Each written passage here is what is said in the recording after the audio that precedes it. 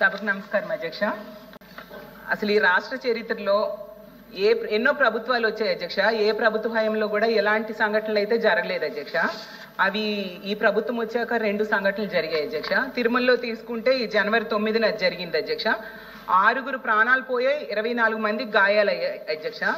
అసలు ఈ దేశ చరిత్రలోనే స్వాతంత్రం రాకముందు అవ్వచ్చు, వచ్చాక అవ్వచ్చు, తిరుమల దివ్య క్షేత్రంలో మాత్రం ఇలాంటి సంఘటన ఎప్పుడు జరగలేదు అధ్యక్ష.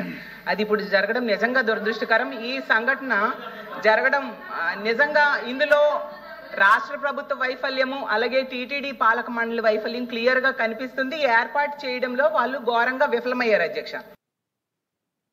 అలాగే అది ఆ సంఘటన జరగకముందే సింహాచలంలో ఇలాగ 7 చనిపోయారు గోడ కూలి అధ్యక్ష.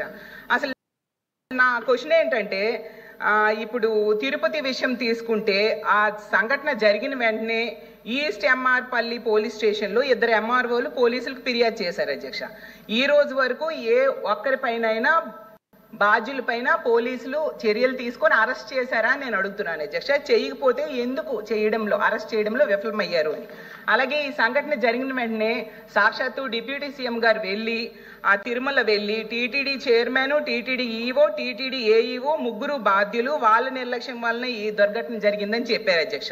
మరి వాళ్ళ నిర్లక్ష్యం వల్ల జరిగిందని డిప్యూటీ సీఎం గారే చెప్పారు కదా అధ్యక్ష. వాళ్ళ మీద ఏమైనా చర్యలు ప్రభుత్వం తీసుకుందా అని అడుగుతున్నాను అధ్యక్ష. అలాగే టీటీడీ పాలక మండలి సభ్యులు ఈ మరణించిన వాళ్ళ కుటుంబాల దగ్గరికి వెళ్ళి క్షమాపణ చెప్పాలి అనేసి ఆ రోజు డిప్యూటీ సీఎం గారు చెప్పారు అధ్యక్ష. ఎవరైనా చెప్పారా అని మీ ద్వారా అడుగుతున్నాను అధ్యక్ష. అలాగే సౌకర్యాలు కల్పించే బాధ్యత టీటీడీ పాలక మండలిదని సాక్షాత్తు సీఎం గారు చెప్పారు అధ్యక్ష. పాలక మండలి మీద ఏమైనా చర్యలు తీసుకున్నారని అడుగుతున్నాను. చెప్పారు అధ్యక్ష. 6 చనిపోయారు కదా, వాళ్ళకి కాంట్రాక్ట్ ఉద్యోగాలు ఇస్తాము అని చెప్పారు అధ్యక్ష. ఎవరికైనా కాంట్రాక్ట్ ఉద్యోగాలు ఇచ్చారా మంత్రి గారు చెప్పాల్సిందిగా మీ ద్వారా అడుగుతున్నాను అధ్యక్ష. మరో ముఖ్యమైనది ఏంటంటే, దీనికి బాధ్యుడు అనేసి ఆ జిల్లా ఎస్పీని బదిలీ చేయడం సీఎం గారే చేశారు అధ్యక్ష. బాధ్యత వహించాల్సిన జిల్లా ఎస్పీ అని ఆ రోజు సీఎం గారు చెప్పారు అధ్యక్ష. మళ్ళీ ఎందుకు అధ్యక్ష మొన్ననే ఆ ఎస్పీ సుబ్బరాయుడు అనే ఆయన్ని మళ్ళీ ఎందుకు నియమించారు అధ్యక్ష? అసలు ఎలా నియమించారు, ఎందుకు నియమించారు అధ్యక్ష? అది ఇంకోటి ఏంటంటే, ఈ సంఘటన మరొక ముందే మనం సింహాచలంది చూసాం కదా అధ్యక్ష. ఇందులో ఆ కాంట్రాక్టర్ చెప్పాడు అధ్యక్ష, పైన ఉన్న వాళ్ళ ఒత్తిడి వల్లనే తక్కువ సమయంలో గోడ కట్టాను, ప్లాన్ ని డీవియేట్ అయ్యాను, వాళ్ళు ఒత్తిడి చేయడం వలన అని చెప్పారు అధ్యక్ష. మరి ఎవరు ఒత్తిడి చేశారు? 7 ప్రాణాలు పోవడానికి కారణమైన ఒత్తిడి చేసిన వ్యక్తి ఎవరు?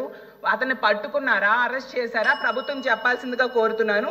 సింహాచలం ఏర్పాట్లకి 5 మంత్రులు కమిటీ ఉన్నారు. హోంమంత్రి గారి స్వయంగా చెప్పేవారు అధ్యక్ష, పిన్ టు పిన్ నేనే అన్ని ఏర్పాట్లు దగ్గరుండి చూశాను అనేసి. మరి అంత చూసినా ఇలాంటి సంఘటన జరగడానికి కారణకులు ఎవరు? వాళ్ళని అరెస్ట్ చేశారా అని మంత్రి గారిని అడుగుతున్నాను అధ్యక్ష. ఇంకో విషయం ఏంటంటే అధ్యక్ష,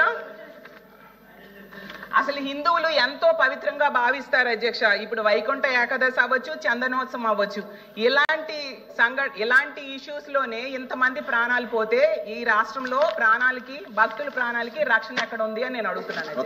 థ్యాంక్ యూ అధ్యక్ష. ఒకే ఒక ప్రశ్న అధ్యక్ష,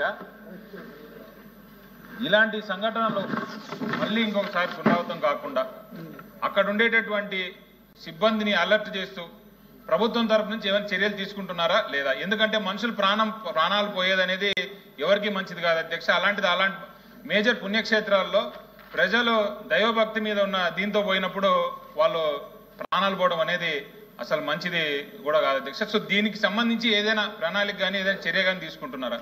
రెండోది, అక్కడ తిరుమలలో అది జరిగినప్పుడు